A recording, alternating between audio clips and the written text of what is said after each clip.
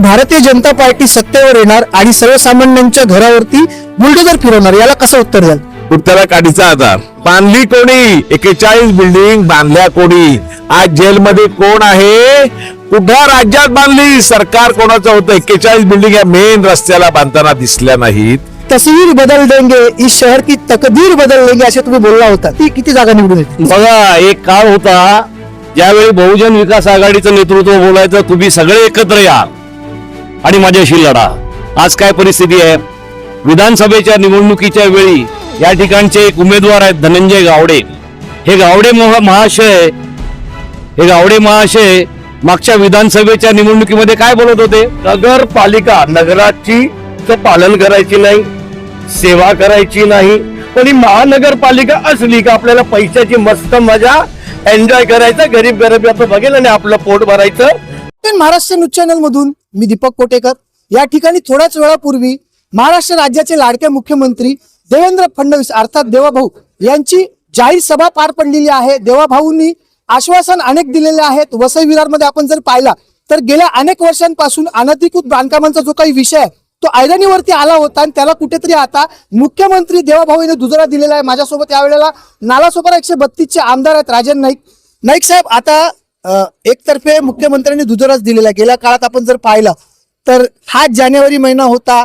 या जानेवारीच्या 23 तारखेला विजयलक्ष्मीची पहिली इमारत तोडली होती. तुम्ही त्या ठिकाणी तुमचे देखील अश्रू अनावर झाले होते. प्रयत्न खूप केलात, परंतु हायकोर्टाचा आदेश असल्यामुळे त्या इमारती आपण वाचवू शकलो नाही.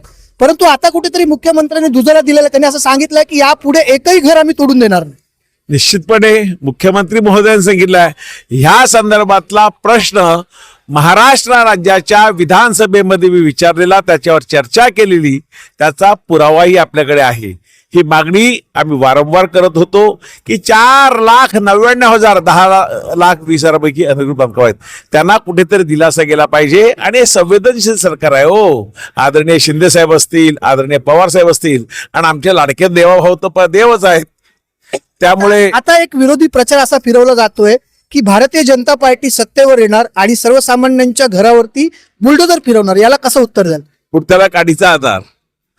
काय असं काय सांगायचं? असं अशी घरं कोण तोडतो का? अरे देशाचे पंतप्रधानांनी 5-7 कोटीपेक्षा जास्त घरं दिली आहेत. आमच्या महाराष्ट्राच्या देवाभाऊ अनेक लोकांना घरं देतात.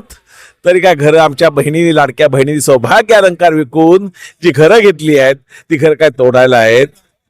बांधली कोणी? 41 बिल्डिंग बांधल्या कोणी? आज जेलमध्ये कोण आहे? कुठल्या राज्यात बांधली? सरकार कोणाचं होतं? 41 बिल्डिंग या मेन रस्त्याला बांधताना दिसल्या नाहीत. त्याला घरपट्टी बांधताना दिसली नाही. त्याला इतर इन्फ्रास्ट्रक्चर इलिगल दिसल्या नाहीत. मग गरीब या माझ्या बाय बहिणीला, माझ्या भावाला फसवणारे कोण आहेत? ही जनता ओळखते. कितीही त्याने सांगू दे, लोकांनी मन बनवलाय.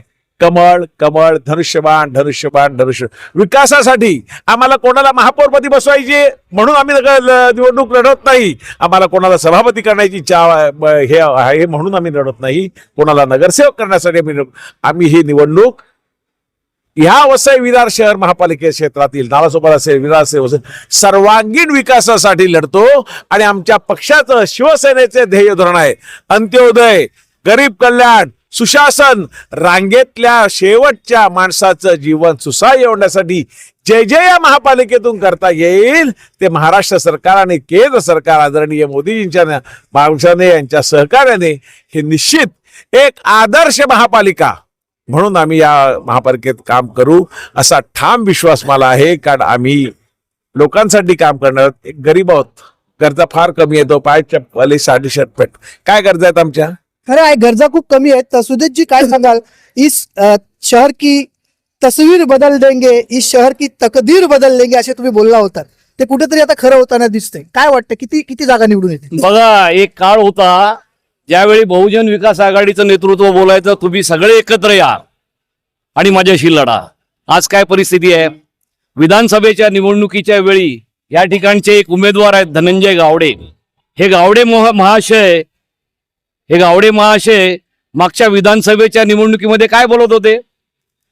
तर हे भ्रष्टाचारी आहेत, यांनी यांच्या कुटुंबाचा विकास केला. यांनी वसई विरारचा विकास नाही केला, तर त्यांनी कुटुंबाचा विकास केला. यांनी कुटुंबासाठी हॉस्पिटल बांधली, यांनी कुटुंबासाठी शाळा बांधल्या, पण जनतेसाठी काही नाही केले. कोणा बोलायचे? धनंजय गावडे बोलायचे. आज धनंजय गावडे कोणाचे उमेदवार आहेत? बहुजन विकास आघाडीचे उमेदवार. म्हणून या जनतेला माझं एकच सांगणं आहे की हे सगळे एकत्र आलेले आहेत, ते त्यांचं अस्तित्व टिकवण्यासाठी आलेले आहेत. म्हणजे अगदी कुठली विचारधारा नाही, कुठले विचार नाही, अशी मंडळी फक्त सत्तेच्या लालसेने आपलं कुठेतरी पानिपत होईल म्हणून आता ती विळ्या भोपळ्याची मोड जी बांधलेली आहे, या भागातली जनता सुज्ञ आहे. या भागातल्या जनतेने ठरवलं की यावेळी यांना फेकून द्यायचं. या वेळेला जनतेने यांना फेकून द्यायचं ठरवलं असं म्हणणं सुदेश चौधरीचं आहे. मनीषजी काय सांगाल? तुम्ही देखील आता खूप चर्चेत आहात. महानगरपालिकेत तुम्ही उमेदवार असतात, पण तुमची संधी गेली पण सोनं झालं असं वाटतं का तुम्हाला? बघा, संधी गेली तरी आता 2010 ते 2020 समजा महानगरपालिकेचं बजेट होतं 3000 करोड आणि बांधकामासाठी 600 कोटी द्यायचे, रस्ता म्हणा जे काय, तर 600 करोड एका वर्षाला. मग आता 10 वर्षाचे किती झाले? 6000. बरोबर आहे, 6000 करोड. मग आता इकडे किती 6000 करोड मध्ये 100 किंवा 200 करोडचा एक तरी प्रोजेक्ट झालेला आहे का? जरा नीट बघा, रस्ते बघा. मग हे पैसे गेले कुठे? 6000 करोड. मग हे जनतेच्या पैशाची लूट.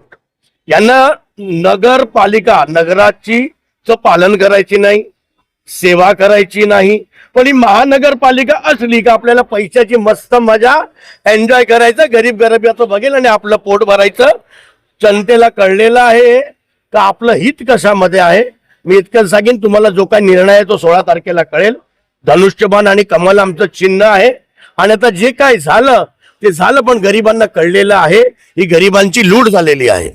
गरिबांना आता कळलं, गरिबांची लूट झालेला आहे. मोठं भाकीत मनीष राऊत यांनी केलेलं आहे की 6000 कोटीपैकी 100 कोटीचं केलेलं काम दाखवा, असं चॅलेंज आता मनीष राऊत यांनी थेट ठाकूरांना दिलेलं आहे. आपल्या सर्वांना याविषयी काय वाटतं? कमेंटच्या माध्यमातून आपली प्रतिक्रिया आम्हाला जरूर कळवा. Top 10 Maharashtra news, Vasai Virar.